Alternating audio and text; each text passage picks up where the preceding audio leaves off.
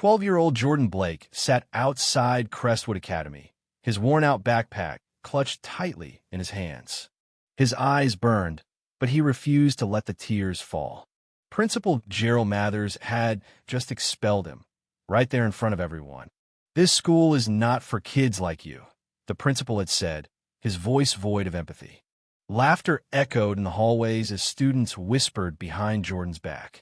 But the very next morning, the entire school would be frozen in disbelief. A massive black helicopter descended onto the football field. Its doors opened, and out stepped a billionaire. And he was looking for Jordan. The day before, Jordan's fingers had turned white as he gripped the frayed straps of his bag, standing outside the towering glass doors of Crestwood Academy. Everything about the school screamed wealth and privilege. He didn't belong. At least that's what Principal Mathers had made painfully clear. "You're done here, Jordan," Mathers said coldly. "This school is for students who fit our standards.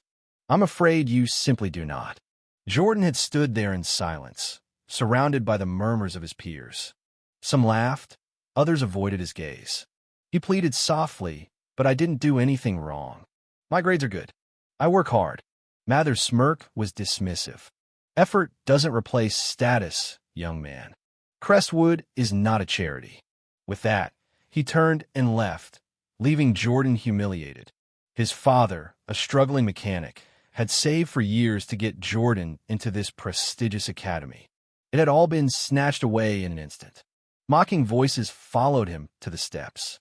"Guess money really does matter," one student sneered. Another chuckled. Did he actually think he belonged here? Jordan squeezed his eyes shut. He had never felt so small. But the next morning, everything changed. As students returned to campus, their designer shoes clicked along the polished floors. A deep, thunderous roar suddenly filled the air. Heads turned as a sleek black helicopter descended onto the field. Papers flew, students gasped. Principal Mathers rushed outside, eyes narrowed. What in the world? The helicopter's doors swung open.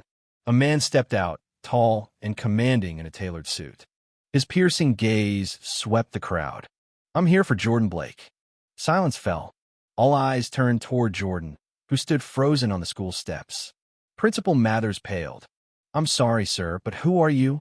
"Sterling Vance," the man replied. Gasps followed.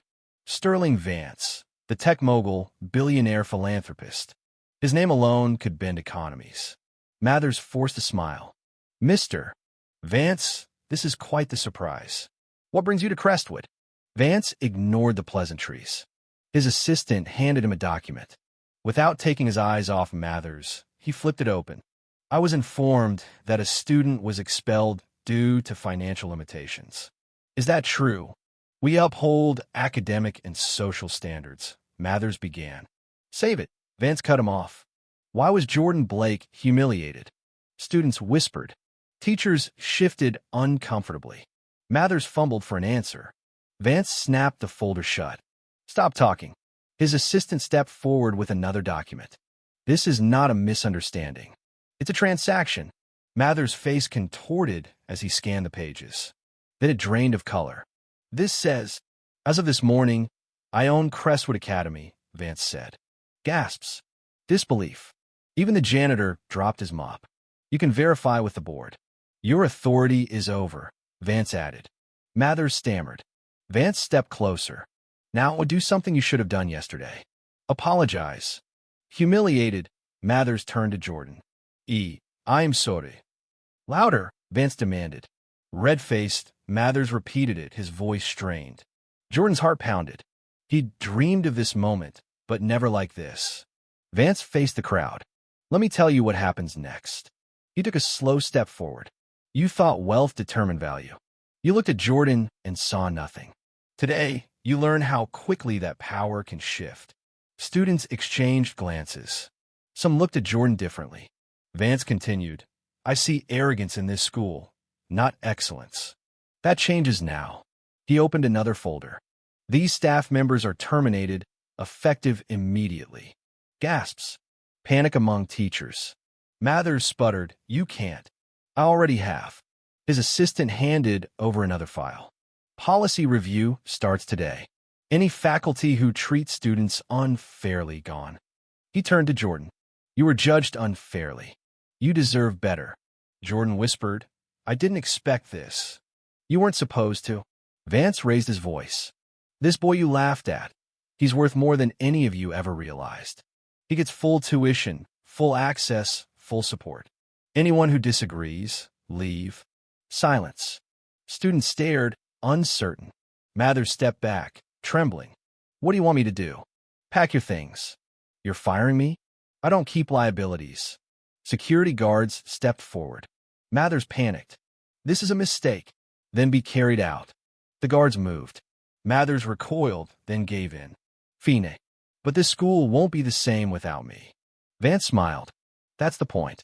With Mathers gone, Vance faced the students. Crestwood will no longer be a playground for the privileged. From now on, success requires effort. His assistant added, scholarships will expand. No student will be denied because of money. Any mistreatment ends now. Jordan's chest tightened. This was bigger than him. Vance turned to him. You'll have full access, tutors, activities, everything. What will you do with this chance? Jordan steadied himself. I want to be great. Vance nodded. Then be great. The school would never be the same. Teachers whispered. Students stared. Jordan walked through the halls, not mocked but seen. At lunch, he sat alone, but only briefly. A girl with auburn hair sat across from him. Maeva. We had math together. Yeah, he said. I remember. She smiled. Things change. Soon, others joined. His table filled. No longer alone. From across the cafeteria, a bitter gaze watched Zachary Langston, the school's former golden boy. Later, Zach confronted him. You think a billionaire changes anything? Before Jordan could reply, Vance arrived. I think he belongs here more than you. Zach bristled. You're destroying everything this school stood for. Exactly, Vance replied. To the students, this school belongs to those who work, not just those who inherit. If you can't accept that, you don't belong here. Zach stormed off. Vance turned to Jordan. People will try to push you down. Don't prove anything to them. Prove it to yourself. Jordan nodded. He wasn't invisible anymore. He was rising, and it was only the beginning.